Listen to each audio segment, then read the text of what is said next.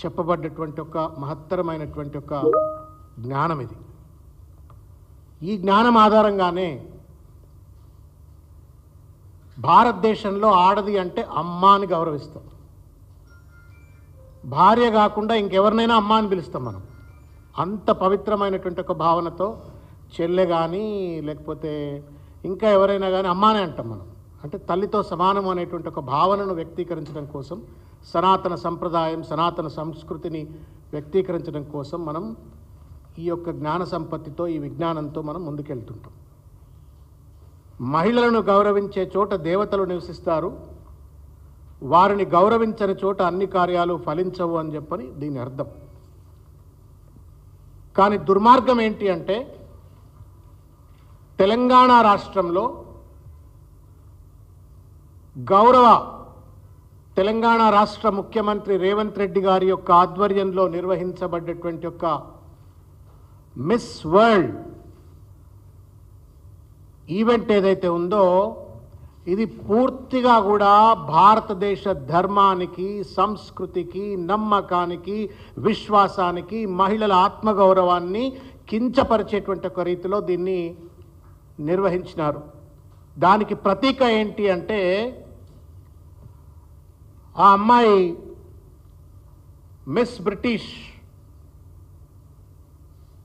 Miss England మిల్లా Maggi ఈ ఈవెంట్లో నుండి మధ్యలోనే వెనక్కి వెళ్ళిపోవడం, వెనక్కి వెళ్ళిపోయిన తర్వాత ఆవిడ చేసినటువంటి ఒక కామెంట్స్ ఏదైతే ఉన్నాయో అది సన్ అనేటువంటి ఒక ఇంటర్నేషనల్ మ్యాగజైన్కి ఇచ్చినటువంటి ఒక ప్రెస్ కాన్ఫరెన్స్ కానీ, తర్వాత గార్డియన్ అనేటువంటి ఒక పత్రికకు ఇచ్చినటువంటి ఒక ప్రెస్ కాన్ఫరెన్స్, ఆమె ఇచ్చిన ఇంటర్వ్యూలు కనుక చూసినట్టయితే తెలంగాణ ప్రతిష్టను, భారతదేశ ప్రతిష్టను భ్రష్టు పట్టించేటట్లుగా రేవంత్ రెడ్డి గారి యొక్క ప్రభుత్వం ఎంత దుర్మార్గంగా ఈ ఈవెంట్ను కండక్ట్ చేసిందని స్పష్టమవుతుంది. కొత్తగా నేను చెప్పవలసిన అవసరం లేదు.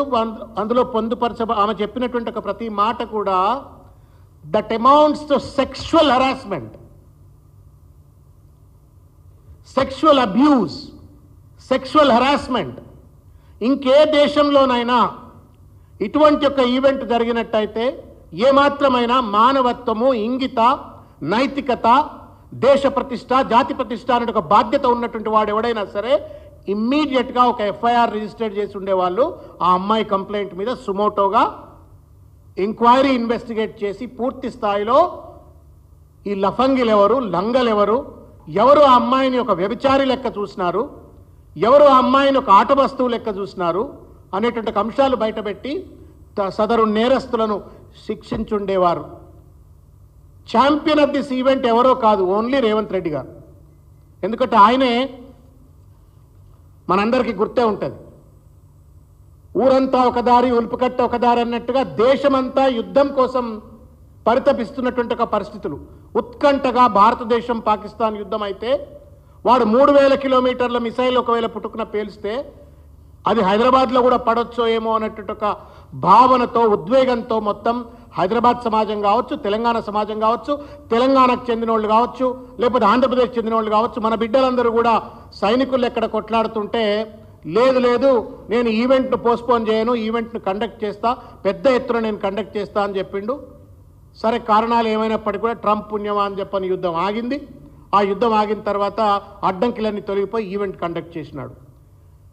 ఈవెంట్ కండక్ట్ చేసిన తర్వాత దాంట్లో ఉన్నటువంటి ఒక కండక్ట్ చేసిన తీరు కావచ్చు, మిల్లా మ్యాగీ చేసినటువంటి ఒక ఆరోపణలు కావచ్చు, వీటిపైన ఇంతవరకు తేలుగుట్టిన దొంగల లెక్క ప్రభుత్వంలో ఉన్న వాళ్ళు ఎందుకు మాట్లాడలేరని చెప్పని బీఆర్ఎస్ పార్టీ పక్షాన మేము ప్రశ్నిస్తూ ఉన్నాం. Is this not moral responsibility of the government? చెప్పండి. ఆమె ordinary persona? She is not an ordinary person. England లాంటి ఒక ప్రతిష్ట కలిగినటువంటి ఒక దేశానికి ప్రతినిధిగా ఒక అంతర్జాతీయ ఈవెంట్కు ఆవిడ పార్టిసిపేట్ అవుతే she is not less than any state international guest. She is a state guest. అంటే రాష్ట్రానికి సంబంధించిన దేశానికి సంబంధించిన అన్ని ప్రోటోకాల్స్తో ఆవిడను గౌరవించవలసినటువంటి ఒక బాధ్యత నిబద్ధత ఈ ప్రభుత్వానికి ఉండాల్సి ఉండే. ఎవడు పడితే వాడు ఎందుకు ఈ బ్యూటీ కంటెస్టెంట్స్ దగ్గరికి పోయినారు? ఎవరి దగ్గర పడితే వాళ్ళ దగ్గర ఈ బ్యూటీ కంటెస్టెంట్స్ను ఆట వస్తువుల లెక్క వాళ్ళ టేబుళ్ల మీద కూర్చోబెట్టినారు. ఆ అమ్మాయి ఒక మాట అంది. నేను కామన్ సెన్స్తో నేను మాట్లాడుతున్నటువంటి ఒక మాటను పరిగణలోకి తీసుకోవాలని చెప్పి నేను విజ్ఞప్తి చేస్తూ ఉన్నాను. They treated me like prostitute అని చెప్పాను. అది is this not a shame on Telangana? Is this not humanity on shame on India? ఇంతకంటే దౌర్బల్యం ఉంటుందా? ఒక ఒక ఒక ఒక విదేశీ వనిత నాకు రక్షణ ఉంటుంది, ఇక్కడ గౌరవం ఉంటుంది, ఎత్ర నార్యస్తు పూజ్యంతే రమంతే తత్వదేవత అనేటువంటి ఒక భారతదేశానికి నేను పోతున్నా అని చెప్పని వస్తే నన్ను వ్యభిచారిగా చూసిండ్రు అని చెప్పని ఆ తల్లి పోయి అక్కడ మాట్లాడితే is this not a slap on the face of mister Revanth Reddy government? చెప్పపెట్టు కాదా ఇది? ఇంత పెద్ద ఎత్తున ఆరోపణలు వచ్చిన తర్వాత తేలుగుట్టిన దొంగల లెక్క ముఖ్యమంత్రి ఈ ఈవెంట్ గురించి 100 సార్లు మాట్లాడిండు కదా.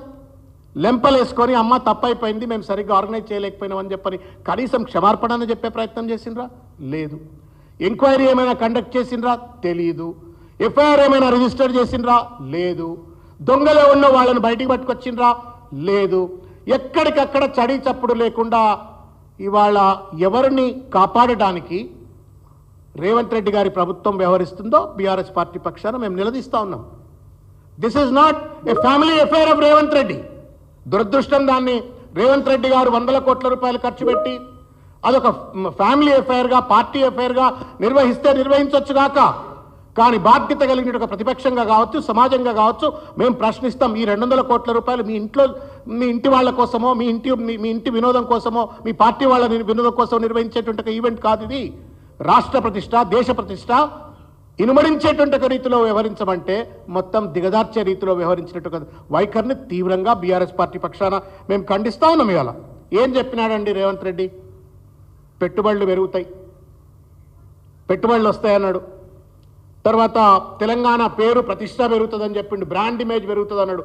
ఇన్వెస్ట్మెంట్స్ వస్తాయి, బ్రాండ్ ఇమేజ్ పెరుగుతుంది, మహిళా సాధికారత వస్తుంది, దాంతోపాటు మొత్తం భారతదేశానికి కూడా ప్రతిష్ట వస్తుందని చెప్పిండు. ఏం చేసిండే అంటే మొత్తానికి వాళ్ళ దేశ ప్రతిష్ట భగ్నమయ్యేటువంటి ఒక రీతిలో వ్యవహరించారు. దీనికి రేవంత్ రెడ్డి తెలంగాణలో కాదు భారతదేశంలో ఉన్నటువంటి ఒక మహిళలందరికీ కూడా క్షమార్పణ చెప్పాలా అని చెప్పని ఈ సందర్భంగా నేను కోరుకుంటా ఉన్నాను. పొన్నం ప్రభాకర్ గారే అంటా ఉన్నారు, నేను దాసోజు శ్రవణ్ బీఆర్ఎస్ పార్టీ పక్షాన అంటే మీరు అనుకోవచ్చు. పొన్నం ప్రభాకర్ గారే అంటా ఉన్నారు, మళ్ళీ రెండోసారి రమ్మన్నారారు, అంత సక్కదానాలు ఈవెంట్ ఇక్కడ కండక్ట్ చేసినామని చెప్పని ముఖ్యమంత్రి సహచర మంత్రివర్గ సభ్యుడే మాట అన్న తర్వాత ఇంకా గుట్టిన దొంగల లెక్క ఎన్నాళ్ళు దాచుకుంటారు ఈ మంత్రివర్గ సభ్యులు కావచ్చు ప్రభుత్వ పెద్దలు కావచ్చు అని చెప్పని ఇవాళ నేను ప్రశ్నిస్తా ఉన్నాను. ఏ దేశంలోనైనా సరే అరే అమ్మాయి అక్కడి నుంచి వచ్చి గంత దూరంకి వెళ్ళి వచ్చి గంత పెద్ద ఎత్తున హెరాస్మెంట్ గురై గంత కమెంట్ చేస్తే నేషనల్ హ్యూమన్ రైట్స్ కమిషన్ సుమోటోగా కేసు బుక్ చేసి ఉండాల్సి ఉండే, నేషనల్ ఉమెన్స్ కమిషన్ సుమోటోగా కేసులు బుక్ చేసి ఉండాల్సి ఉండే, తెలంగాణ స్టేట్ ఉమెన్స్ కమిషన్ సుమోటోగా కేసులు బుక్ చేసి ఉండాల్సి ఉండే. ఎవరు బుక్ చేయట్లేరు, ఎందుకు? రేవంత్ రెడ్డికి ఎక్కడ కోపం వస్తుందో అని చెప్పని. గమ్మత్ ఏంది అంటే చీటికి మాటికి మిడతలెక్క ఎగిరిపడేటువంటి ఒక పెనం మీద పోపుగింజ ఎగిరిపడేటువంటి ఒక బీఆర్ఎస్ అనగానే బండి సంజయ్ గారు గింత పెద్ద ఈవెంట్ జరిగింది, భారత మాతాకు జై అంటారు కదా, మీరు భారత మాతాకు జై అంటారు, మహిళలను తల్లిగా చూడాలంటారు.